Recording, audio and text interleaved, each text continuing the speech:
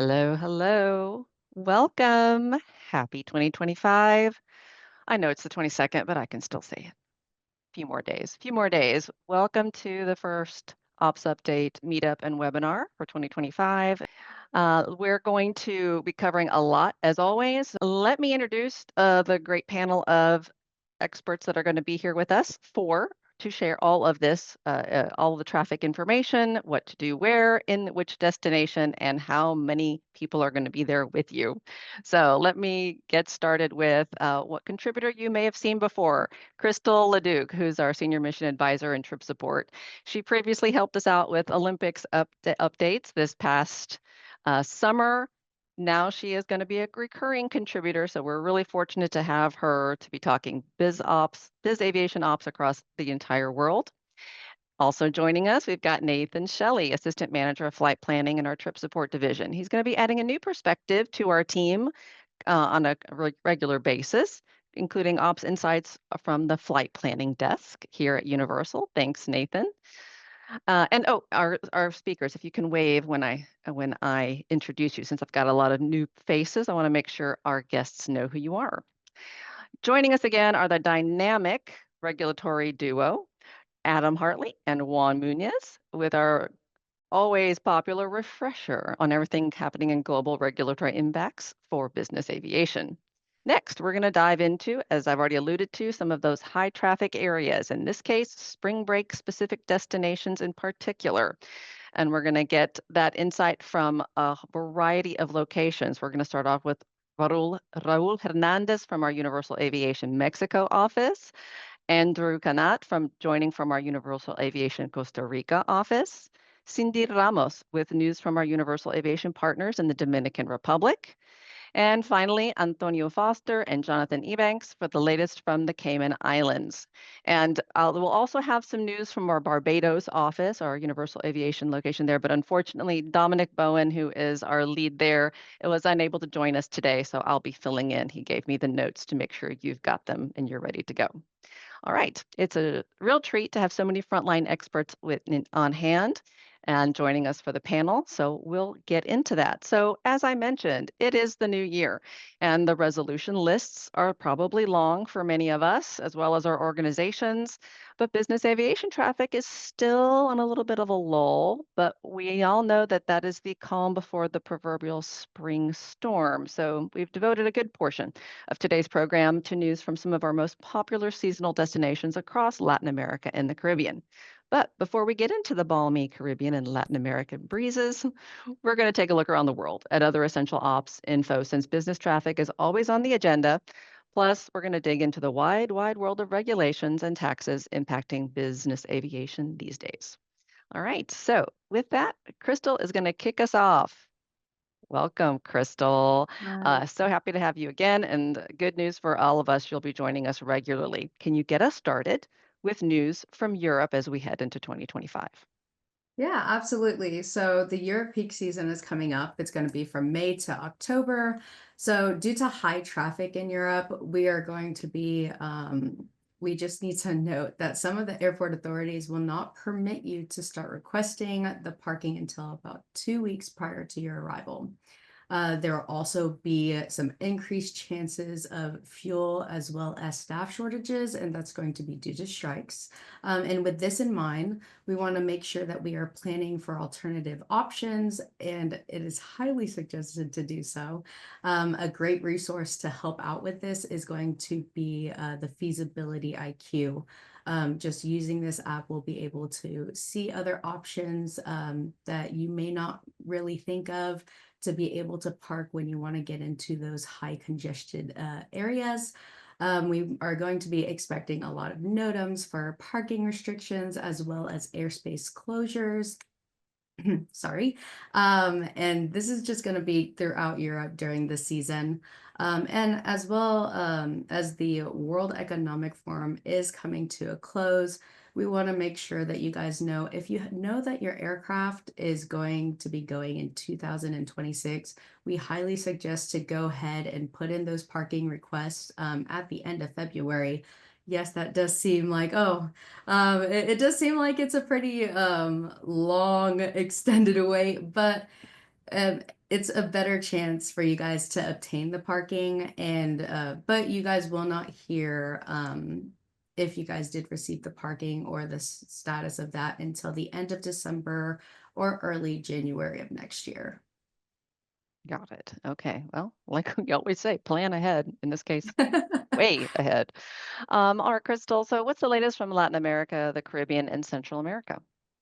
So we do want to keep in mind that we do have Mexico, Costa Rica, Dominican Republic, Barbados, as well as the Cayman Islands, all reporting shortly during this webinar. And so the main thing that we do need to know operationally is planning is your friend. It's one of the main concepts that we do love to hone in on. And so we want to make sure to get in your parking requests as soon as possible. Book your hotels after you have obtained your parking so that we can avoid any of those cancellation fees. And then also repositioning, make sure that you guys use the feasibility IQ to be able to see if we need to repo into a different location for those drop and goes that we want to do. So repositioning's a very high possibility during this time. Okay, got it. And then moving on to Asia Pacific, I understand there's quite a bit there as well. Yeah, so there is quite a bit. So one of the main points that I wanted to touch base on is the Lunar New Year, or Chinese New Year, whichever one you guys prefer to prefer to use. So that is actually upcoming here on Monday, January 29th, and this is going to significantly impact business aviation. So it's going to be airport congestion, service unavailability, as well as just high demand. Countries like China, Vietnam, Singapore, Malaysia, Taiwan, as well as any other Asia Pacific country celebrate this holiday. And this results in a week or more of reduced business activity. So during this time, CAA or Civil Aviation Authorities in some of the locations will close their region, will close earlier than the actual date of the Lunar New Year. We do highly suggest to try to solidify all of the information that you guys want. We want to do that by tomorrow, even though it's on the 29th. Some of the locations are going to be starting to close up on the 23rd. And so the reduced activity, like later on the 23rd. So the reduced activity will be happening really soon. And this is going to affect most of the region until February 5th. And this will also include overflights. So short notice permits are still available, but I just want to stress that you will not receive that information until right before. This could kind of snowball us into operational delays. And nobody likes that. We have people that need to get to meetings, plans, and we just don't want to have any delays. So we want to make sure to get all that information and not stress yourself out by making sure that you have all of your ducks in line and try to organize it and get all the information as soon as possible. Excellent. All right. So, Crystal. I think Lewis, by the way, let me drop in there. Lewis is going to have some links to share related to the Lunar New Year in particular. All right. And then, Crystal, if you can bring us home with the high traffic events. Yeah, so there is quite a few upcoming events. So we're going to start off that 2025 Super Bowl is going to be in New Orleans. So the affected dates is going to be February 6th all the way through February 11th. So Lewis also has a link to that through the Universal website. And you can get more details into that if you guys are interested or if you guys are like planning to try to get around that. As we already discussed, the Lunar New Year, that's going to be January 29th. We also have the Carnival of Venice, Paris Fashion Show Week, Carnival Rio, GSMA Mobile World Congress. We have a few F1 Grand Prix. We have the Australian as well as the Chinese. The Milan Furniture Show, which is going to be April 8th to the 13th. And I just want to note that in the past, they have had issues with hotel bookings. So if you guys know that you guys are going to be in that location or area during that time, or even attending the fashion show, or I'm sorry, the furniture show, then go ahead and book those hotels as soon as possible so that you aren't getting put into a position to where you guys need to either find another location to be even getting a hotel. There's also going to be the Cannes Film Festival. I did make a call, and slots are not open yet for this event, but it should be opening beginning of April, but that's very tentative. We know how some of these things go. You think it's one thing, and then they're like, oh no, not yet, maybe next week. But as of right now, it's the beginning of April. And then we just want to also note that in this location, it's going to be first come, first serve for slots. If you do decide that you guys want to change your slots, know that your slots will be completely canceled and you will be put back into the queue. And so we don't want, like, that will also lead into operational delays. So if you get a slot, try to go around it because something is better than nothing. And then also something that's going to be kind of crossing with the Cannes Film Festival is going to be the F1 Monaco Grand Prix. So they do have a helipad, and um, one of our partners, one of the handlers there, they are willing to coordinate the helicopters. So if you guys are interested in that, get with your team and see what we can do and get everything situated for you guys. But there's only a certain amount of helicopters that are available. So we want to go ahead and get those requests and reservations in as soon as possible. We also have the Paris Air Show coming up. And then I also just want to mention that this year is Jubilee year for Rome, but we have currently been advised that it shouldn't have any major impact on ops. Excellent. All right, Crystal, thank you. Quite the around the world tour, and Crystal will be with us for Q&A at the end. Thank you.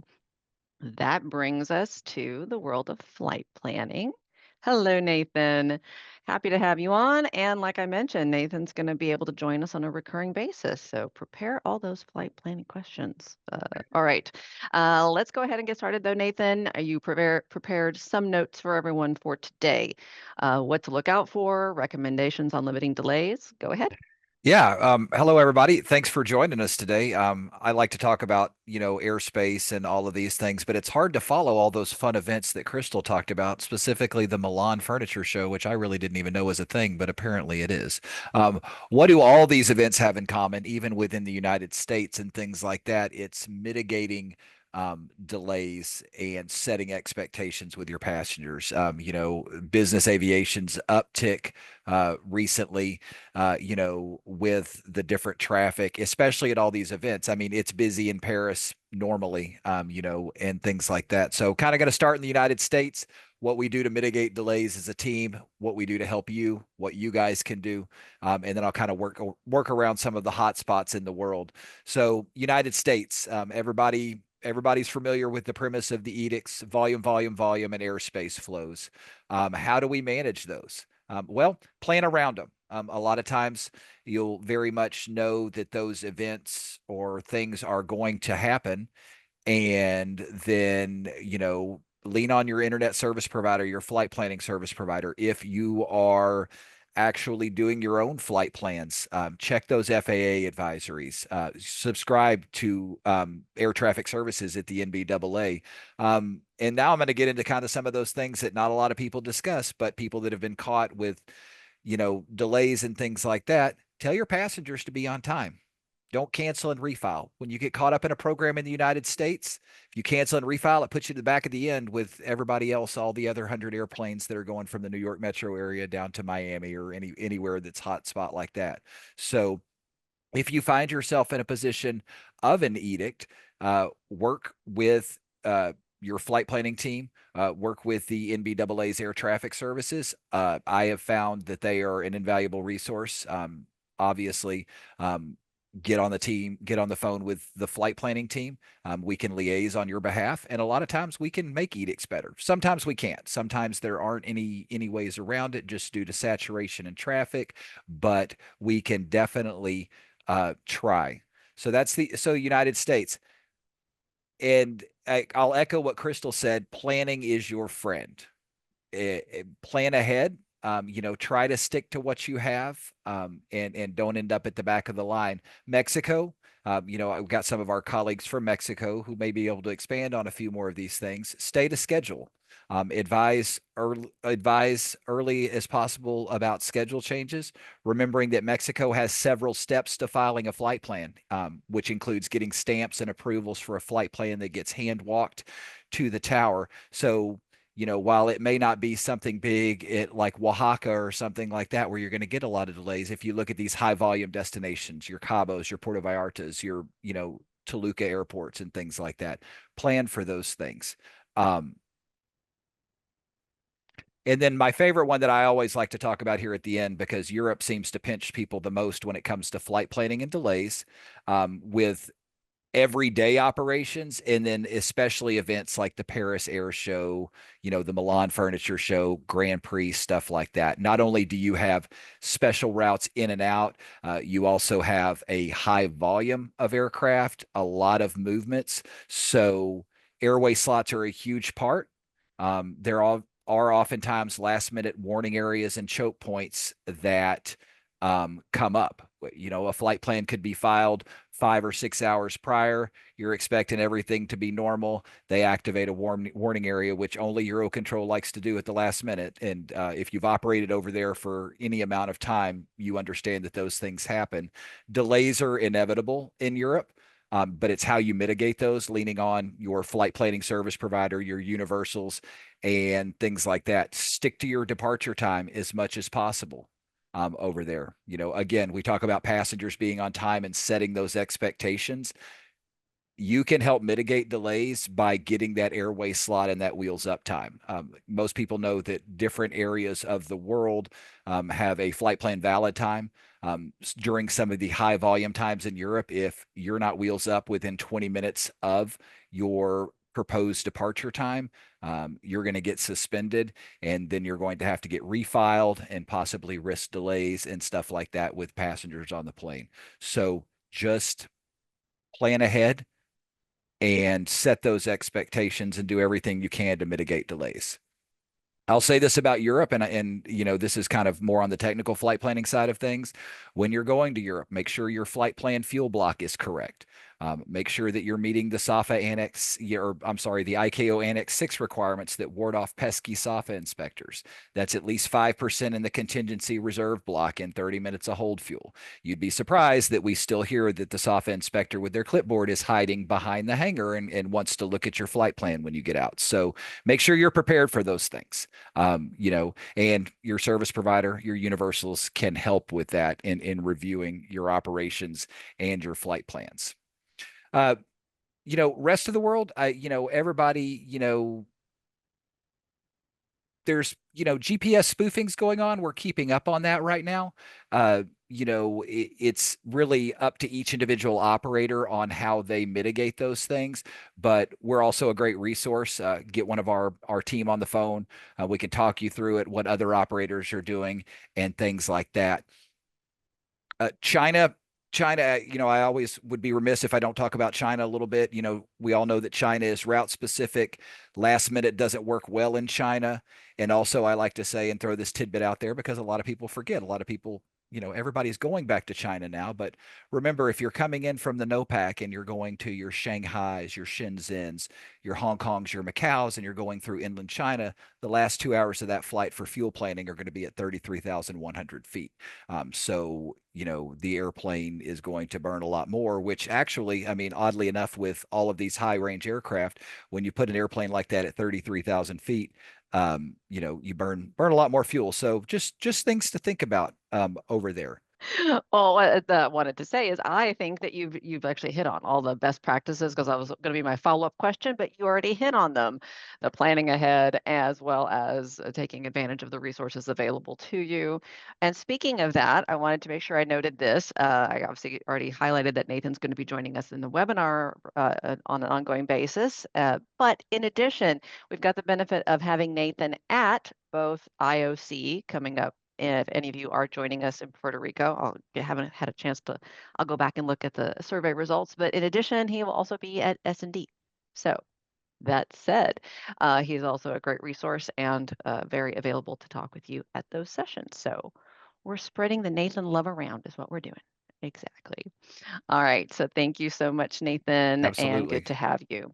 From here, we're going to go to our always fun and popular and never, ever duplicated grouping of Adam Hartley and Juan Muñez for a regulatory fun fest. All right, guys, let's go and get started.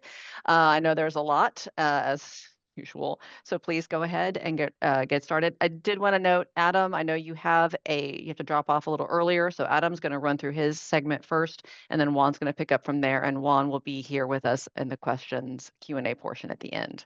Thank you. All right, I'll bring you guys on screen. Thanks. Perfect. Yeah, so good to see everybody. Happy New Year. Welcome to 2025. If anybody has heard, big news recently, there is a new administration in effect here in the States.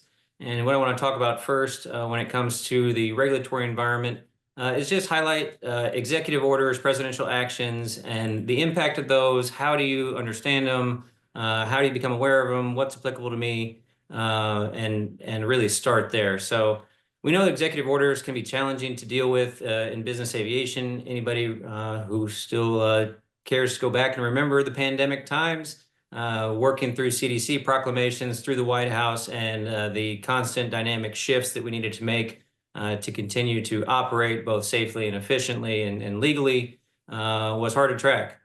So when we're using these executive orders and presidential actions to change regulations for our industry that depends on consistency, protocols, checklists to conduct safe and legal operations, these quick changes can, without prior consultation with industry, can have unexpected consequences. So number one, you need to be aware. So there's a couple of resources. Official resources, the Federal Register, as well as the White House official page, are where you want to go to get your information to see if there's a presidential action or executive order that impacts you. Right now, there's a high volume of them, so including one this morning that affects U.S. Customs.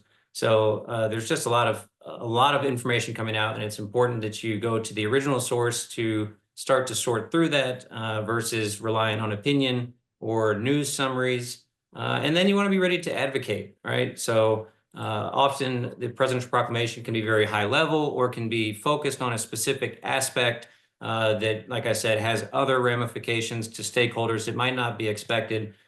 So you want to be ready to engage with those departments. So as presidential proclamations identify an issue and address an issue, then it's important that the people who actually facilitate those things for the government, whether it be CBP, CDC, DHS, whoever, the FAA, that you then work with the actual administrators in those departments to sort through fact from fiction and find out what the real process requirement and regulation is going to be going forward. This morning, there was just another one released called the Executive Order to Secure Borders. It cancels the parole documents for a few specific nationalities without much warning, as well as reminds carriers of their obligation to screen passengers for necessary travel documents before bringing them to the United States, and reminding people of fines and penalties for bringing in people who do not have appropriate visas, travel documents, or accepted parole documents. So we're going to have to stay on our toes. Universal is certainly going to be at the forefront with this, working with our industry partners and working groups and regulators that as different changes come out, help you sort through it and find the safe, consistent, legal way to operate moving forward. So we just touched on customs a little bit. I'll just highlight, what was already mentioned a little bit about some upcoming industry engagement for the CBP GA program managers. They're going to be at both IOC and STC, as well as a Coffee with Customs session that they're hosting on January the 28th. So a lot of opportunity to engage with them. We're going to be talking about the 4 quadrants that we spent so much time covering in the first 9 months of this year, and identifying best practices and gotchas for general aviation operations to and from the United States. What we've been hearing still is that there's people making simple mistakes, what we would term simple mistakes, and things that have been, answered and supported with documentation on the CBP website for some time, for years, in some cases where people are still making mistakes. So our focus is going to be on showing people those resources and getting people to work on their processes to be able to satisfy the requirements in all 4 of those quadrants, pre-trip planning, execution, what happens on the ramp, and then post-trip follow-up to understand how to get better. So I encourage everybody to participate in the Coffee with Customs, as well as if you can make it to IOC or STC, we'll have 3 or 4 different panels where you can engage with CBP in person. Moving on from that, talk a little bit about business aviation taxes. We've mentioned this a couple of times, but there is a new indirect tax scheme in Denmark. Another passenger tax enters the fray in the EU to join a number of different passenger taxes that are in the European Union. But that started on January 1st, 2025 for commercial operators. In global API news, we continue with the expansion. We've talked about Hong Kong APIS coming into play in April 2025, and really just another symptom of an expanding requirements for API and PNR throughout the world. And we're seeing API and PNR requirements being adjusted from not solely commercial scheduled airlines, but specifically calling out business aviation on non-scheduled ops as required for international travel. So more to come on all of those fronts. Business aviation taxes, global API are a big focus for us right now. But with that, let me kick it over to Juan. Well, thanks, Adam. And just a note on the business aviation taxes that you were discussing. Keep in mind, UK APD has proposed a gigantic increase on those APD fees for 2026. They're going to be even doubling the current fee schedule. So most business aviation jet types beginning April 1st of 2026 will be paying over 1,100 British pounds per passenger on these UK APD fees. Industry such as industry leaders, NBAA, BBGA, EBAA, as well as service providers, we're coordinating responses to challenge this intention and targeted measured against business aviation. The petitions were due today for any kind of advocacy against this ruling. And again, this goes into effect April 1st of 2026. However, now the UK PDs remain at their current 2024 schedule that was implemented April 1st of last year. As far as EU LISA update, also known the never-ending story, and unfortunately is not as fun as the movie, but EU LISA, new compliance deadline is still undetermined. Currently, they are looking at an implementation date of no earlier than April of this year. So again, one more delay for EU LISA. Currently, EU member states and the European Commission, they're negotiating a proposed calendar for a 6-month progressive approach to soft launch the program.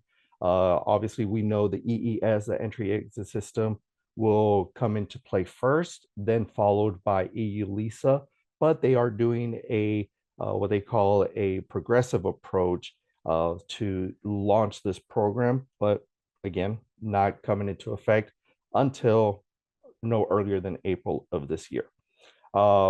Just to highlight, the voluntary transmission of EU-LISA by aircraft operators would begin 90 days into the process. So for the first 90 days of implementation, it will be on a voluntary basis. And after those 90 days, it will be required to submit your passenger and possibly crew data.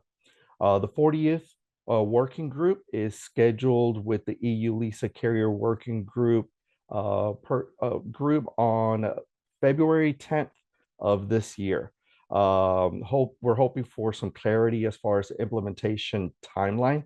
So hopefully after the February 10th working group meeting, we will have more information for you. Currently, the best practice is be prepared. If you haven't registered, please do so. Keep in mind, this is going to affect all operators, regardless if you are private or commercial. So if you need help, please reach out to us at the email address we'll drop in the chat.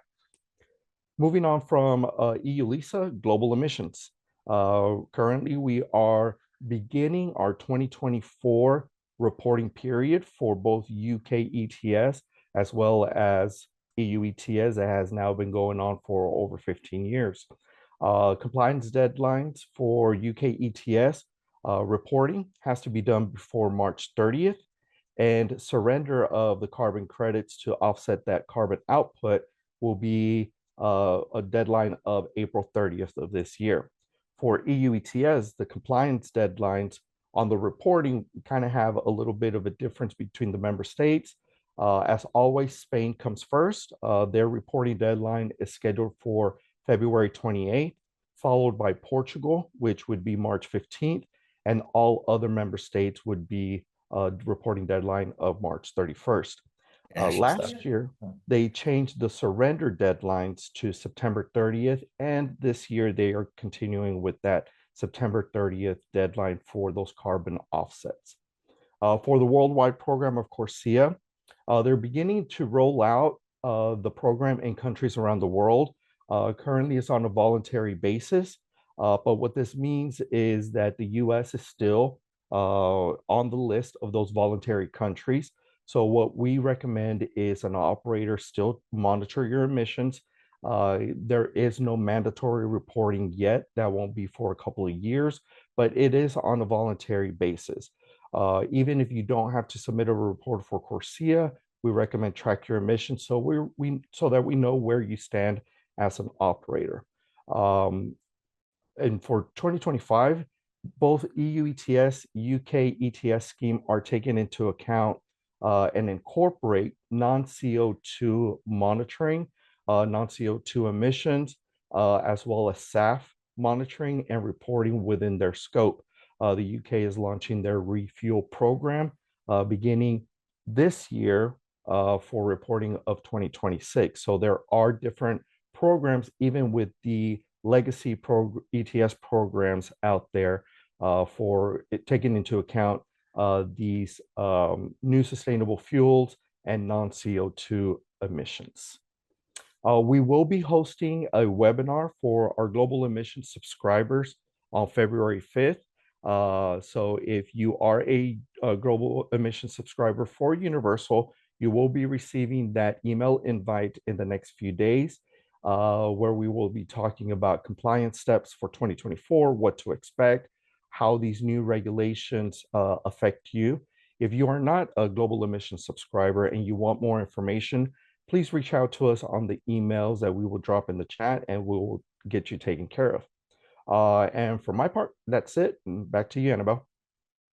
Awesome. Thank you so much, Juan. And Adam, I know had to drop off, but thanks to him as well. So from here, we are going to transition over to the land of spring break updates and everything that is happening there. Let me start with, we're going to start with a new contributor. Actually, I think everyone in our spring break group is a new contributor, so that's pretty special. And hopefully not the last time. To start us off, we're going to have a representative from Universal Aviation Mexico, Raul Hernandez. Welcome, Raul. So good to have you. Hello, hello. All right, so to start off, Let's look at one thing that your notes made clear to me for sure. Operating hours do vary widely across the many airports in the region that are impacted, especially by this type of traffic. So could you start with an update on operating hours? Yes, thank you very much, Annabelle. And thank you all of you for joining us this time. And I would like to take, well, this invitation now to speak about the business airports for this spring break period. So in this case, the ones that we are taking care of are San Jose del Cabo, Cabo San Lucas, La Paz, these ones over the Baja California state.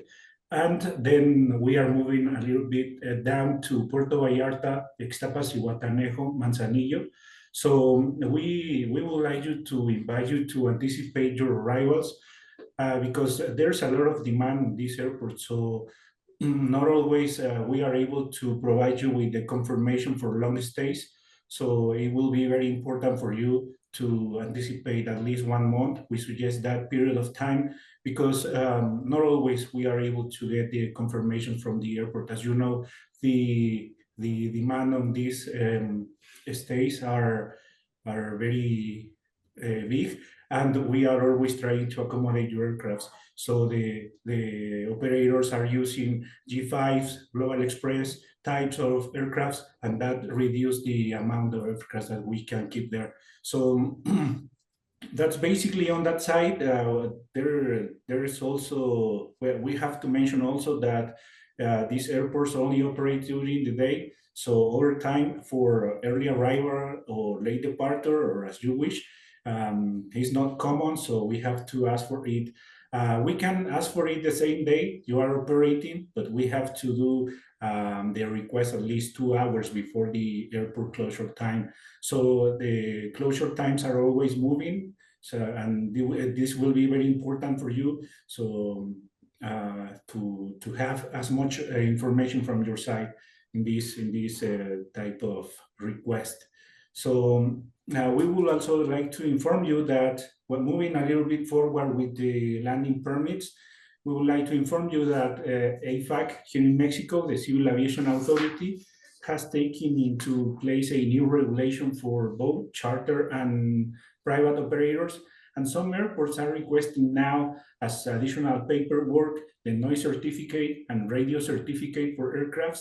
So it will be very important for you to ask your trip support team about this regulation. The specific airports are Querétaro, San Luis Potosí, Hermosillo, Cancun, and that's it. Toluca as well. So it will be important for you to anticipate to that. Well, I don't know if you have questions for me. Well, Raul, I do have one in particular. I know you covered several, but just highlighting from the spring break period coming up for that March timeframe, what would you say would be the busiest airports in particular, and then the ones among those that are going to have the most parking issues? Okay, we can tell you that San Jose del Cabo, MMSD, Cabo San Lucas, MMSL, and Cancun as well. So those will be the heaviest airport, well, the airport with more demand. So we are expecting for this period heavy delays on fuel, on flight planning, filing with the ATC, and in some cases, catering as well. So we suggest you to have enough fuel if the adequate reserves of your aircraft are available, and also to anticipate with the navigation fee for departure. In this case, when the fuel uplift is done, the fuel truck from the government releases a ticket for the inbound and outbound section in that specific operation. And then this fee has to be paid inside with a credit card. Unfortunately, Universal Aviation is unable to pay those fees in your behalf. But we suggest you to ask your fuel provider to add those fees in the fuel release. So when the time comes to pay for it, those fees are covered by your fuel release in that time. So we'll help you to save time. Excellent. Well, that's one thing I know all the operators are happy to hear, saving time somewhere along the way. Yeah. So thank you, Raul, for the update. And Raul will be with us for the end should we have any questions from all of you that he can help address. Thank you. Thank you for Next, the I'd invitation. like to bring on our expert from Costa Rica. Welcome, Andrew. Such a pleasure to have you, also a new contributor. And what are the key things, Andrew, operators should know about Costa Rica for this busy spring break period? Thank you, Annabelle, and thanks everyone for joining. So what can we expect for spring break in Costa Rica? Well, we expect a lot of parking restrictions, and the most restricted airport as today is San Jose. It has a NOTAM where the general aviation flights cannot operate between 10 a.m. until 3:15 p.m., okay? And also, besides the NOTAM, we're also expecting overnight parking limitations. However, we're 100% sure that the quick turns are going to be allowed, okay, with a maximum of 2 hours on ground. So at least we have good news regarding quick turns. And on the other hand, we have Liberia. There are no restrictions operation during the day. However, the airport operation ceases at 9 p.m. and the overnight parking is subject availability as usual. So we must wait for the authorities' approval in case the overnight parking is required. And thinking about the solutions to all of these restrictions, we can offer 2 international airports where we as Universal can provide services, okay? The first one is Micromi Papa Victor, or PAVAS, is 5 minutes from San Jose. And it has a short runway, so smaller jets can operate easily there without any issues. And this airport is VFR only and comes with ADC tower and then with security. Our second reposition option inside Costa Rica is Mike Romeo Lima Mike or Limon. This runway is longer than Pavas and a little bit smaller than San Jose's runway, okay? Limon is also only BFR, and the difference between Pavas is that this one does not have ADC services, okay? It does have security, but not ADC. So basically, the most important thing here is that please provide us your operation details as soon as possible so we can go ahead and secure parking space as needed. Excellent. Thank you, Andrew. Andrew's also going to be with us should you have any more specific questions, but appreciate the update. And from here, we are going to go into the Caribbean. I'd love to bring on Cindy Ramos with our Universal Aviation Dominican Republic offices. Welcome, welcome. Such a pleasure to have you. Good to see you again, and bienvenidos. So any essential news to Gracias. share? Of course. Any essential news Yes, from your region? hi. Yes, hi everybody, and thanks for joining us. In Dominican Republic, we currently have no restrictions for parking spaces or fuel for the spring break period. So we are welcoming everybody that wants to come down to our sunny country to have a good time. Slots and PPR are required for aircrafts weighing 75,000 pounds or more. We just coordinate with the airport. We don't give confirmation numbers, so send us your requests and we'll work on that as soon as we get it.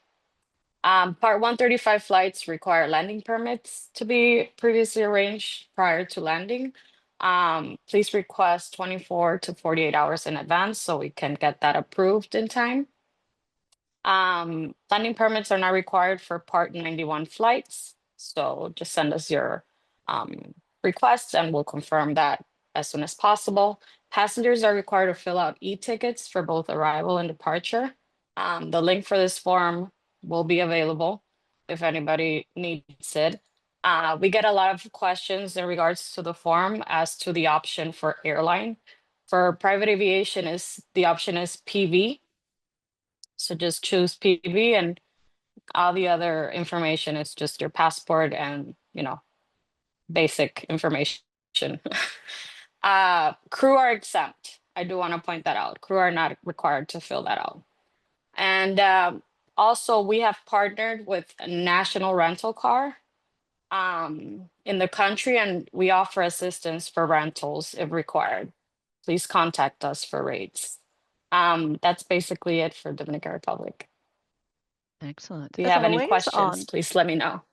And yes, Cindy's will be with us. So you've got questions specific to the location, please drop them into the chat. That's also my reminder that if you haven't done so, please get those in.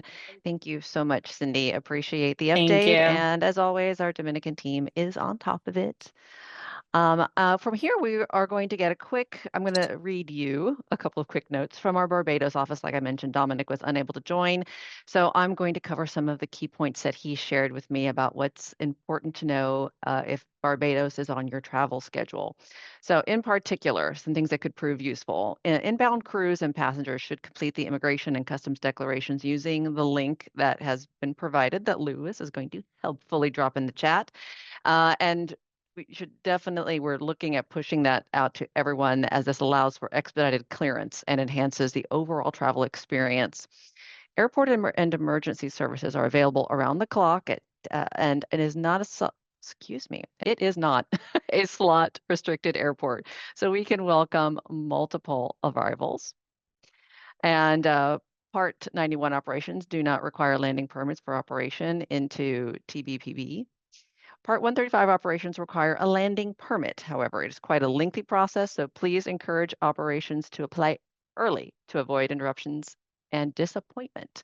We would also suggest they avail themselves of holding a year-long fleet permit rather than the ad hoc single-use permit, as it reduces repetitive applications, and it's a smart move financially. So, and a couple notes about our Universal Aviation facility there in Barbados.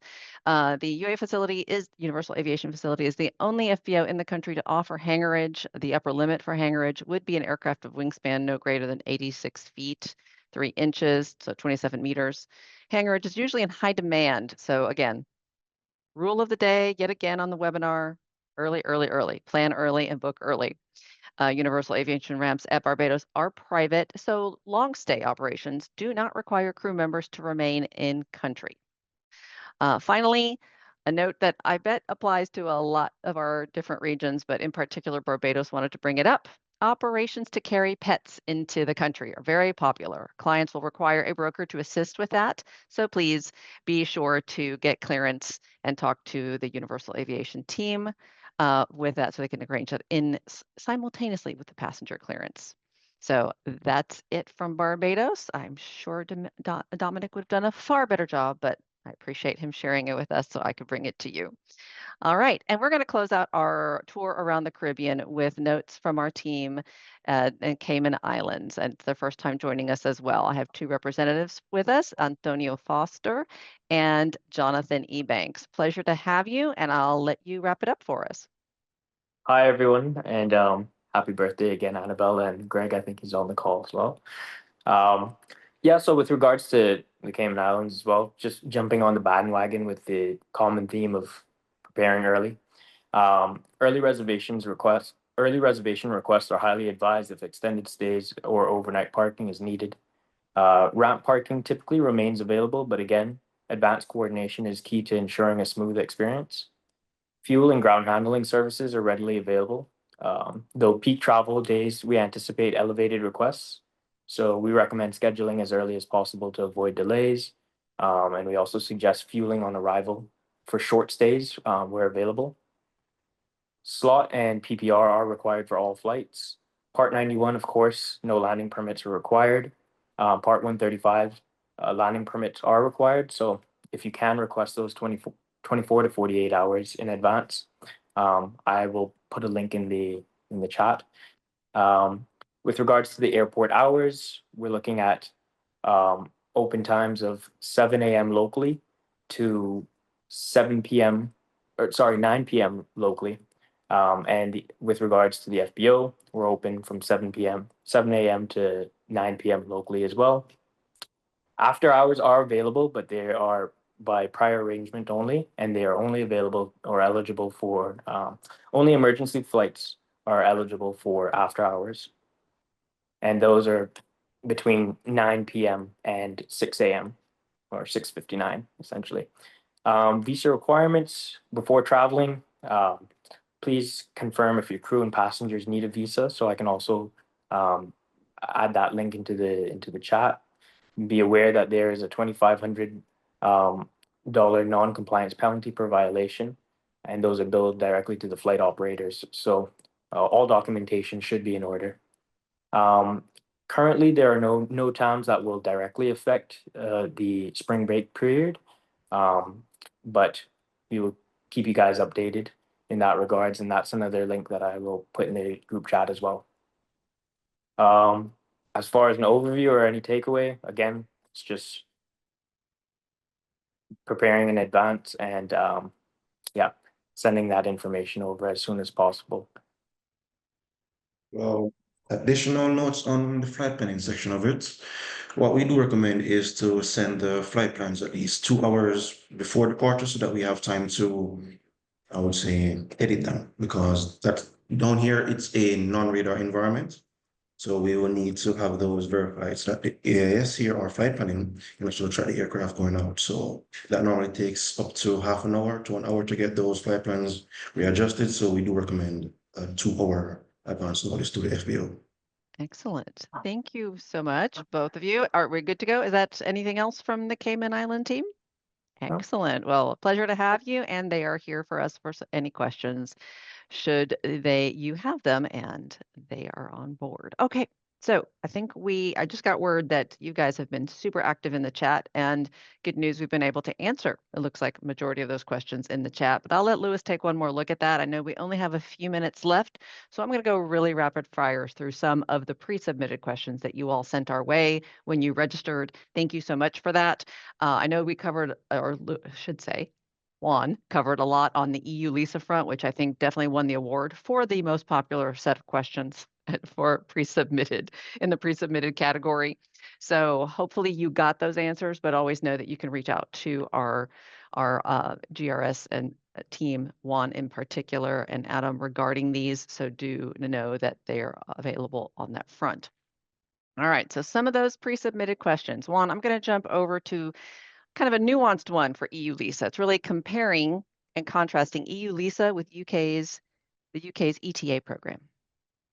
Oh yeah, so we kind of need to think of EU LISA more as a mechanism to ensure passenger admissibility into the EU. So is the passport that they're utilizing a good passport? If they have a visa to get into the EU, short-term visa, etc., is it in good standing? Have they met the if it's a short-term or like a single entry visa, has that been used up? So it's more of an admissibility for the passenger to validate that he or she can be processed once they arrive into the EU. Where the UK ETA, it's an electronic travel authorization bypassing the visa requirement, sort of the way the ESTA is here for the visa waiver program into the US. That's the big comparison between EU LISA and the UK ETA. Now, EU LISA will also have that electronic travel authorization. That's the ETIAS portion of EU LISA, but that won't take into effect until maybe about 6 months after the first implementation of EU LISA. So if they do launch it in April, it won't be until October that this ETIAS becomes into effect. Got it. All right. Thank you. And now, Juan, I know that you mentioned the Denmark tax, passenger tax in particular, but I want to make sure this got answered. It does apply to Part 91 operations? The Denmark tax is only for commercial operations.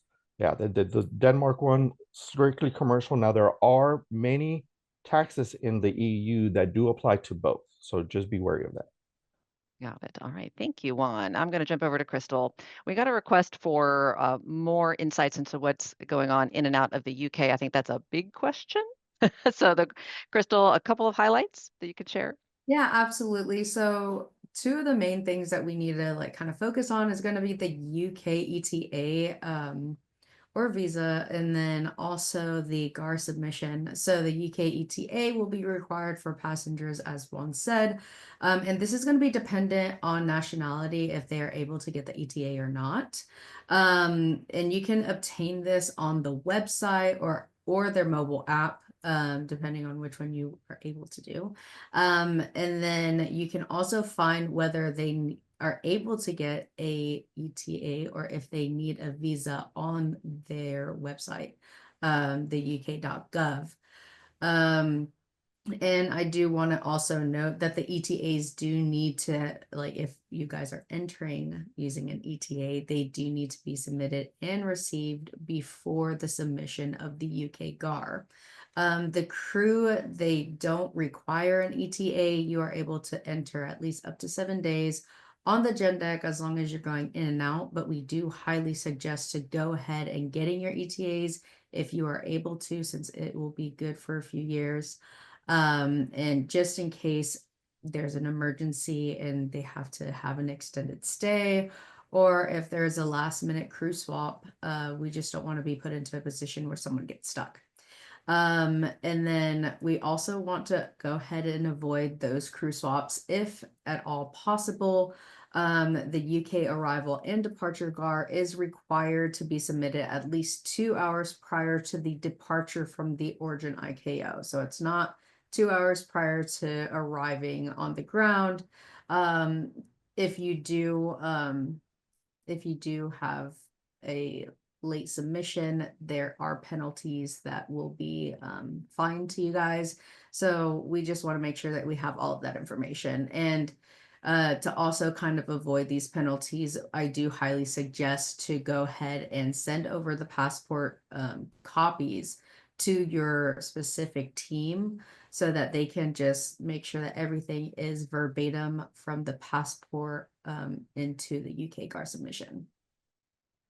Thank you, Crystal. All right, and I know we are at our hour of allotted time. I think some of our experts can stay with us for a few extra minutes. Excellent. All right, so with that in mind, Juan, we're going to go rapid fire across a couple of more things. What is the easiest way to check? This is a question. What is the easiest way to check if my aircraft, non-N registered, has USA overflight fees unpaid? Yeah, so the FAA is usually pretty good about invoicing for the overflight fees. If you haven't received an invoice and you know that you've overflown US and its landmass, US landmass, we suggest reaching out to the FAA directly. We will drop the email as well as phone number in the chat to get in contact with them to ensure that there are no outstanding overflight fees. Got it. Excellent. And now I'm going to ask you to put your all-important, all-seeing crystal ball in front of you. We have a question about Mexico. When will there be clear and consistent permit requirements coming from Mexican authorities? And they expressed some frustration. Schedulers, pilots, flight department heads are more confused than ever. I think we've heard from many operators this is the case. Any hope that you can share? I think my internet is going out. Hello? Can you hear me? No. Honestly, that's just like you, Lisa, never-ending question. And you also have to think sort of the way the US CBP here in the US functions individually. So you have CBP as a national organization, but each port has their own criteria, their own specific requirements. It's the same thing with Mexico as well. Each comandancia, each port authority has jurisdiction over that port, so they may require different things that another port may not. In fact, we just got word that there are permit requirements for private operations that differ in certain locations, such as radio licenses, noise certificates that usually aren't required for a one-time permit. Some ports are requesting them now. So consistency, we can talk about consistency for eons, and honestly, it won't happen. It won't happen. But That's not necessarily going to happen. yeah, and Exactly. All right. again, Well, we have our Mexico office in this call if they wanted to chime in on anything, but that's why we're here. We can certainly answer your questions for specific aircraft for specific operations going into Mexico. excellent. Thank you, Juan. And thanks to all. Now, I know we had a couple of questions that were a little more flight planning specific. And Nathan, I'm going to ask you to please, if you don't mind, after the webinar, just to send a note out. I'll make sure you get the contact info of those two individuals that had pre-submitted questions. Make Sure. sure they get those answers. Since in those cases they were a little more specialized, and that way they can get their answers in hand. So with that in mind, thanking all of our experts, thanking all of you for taking the time out to join us. The questions that you ask us in advance, not only help us inform what's going on at at the webinar itself, but it also helps us plan for what to include at the next webinar. So it's always appreciated and very useful to us. The next time we will have a webinar on just a general ops update will probably be April, since we'll be bouncing around between live events and hopefully sharing our experts with you there. As mentioned, just reminders, Universal will be at the International Operators Conference coming up February 11th through the 13th in Puerto Rico. Hope to see many of you there. And then we'll also be in Orlando at the NBAA Regional Forum. That's coming up February 26th. And finally, in this round, we will also be live at Schedulers and Dispatchers Conference 2025 in New Orleans, last part of March. So lots of opportunities. We have a benefit of having many of our team members attending, and they'll be particularly happy to see you and answer your questions. And at Schedulers, we'll have our Universal Aviation Latin American Caribbean team. So several of the team members that you got to hear from here, their teams will be there representing, as well as Air Culinaire Worldwide, our in-flight catering specialists. So any questions that you have about this program or what your insights and ideas on what we can do next, please drop us a note at operationalinsight@univway.com. And I do appreciate you taking the time to reach out to us there. The ideas do help us keep the content on track. Pleasure to see you all. Have a wonderful, wonderful start to your 2025, and I look forward to seeing you in the next couple of months, and if not in person, here in April. Take care. Bye for now. See you next time. Bye-bye. Thank you, everyone.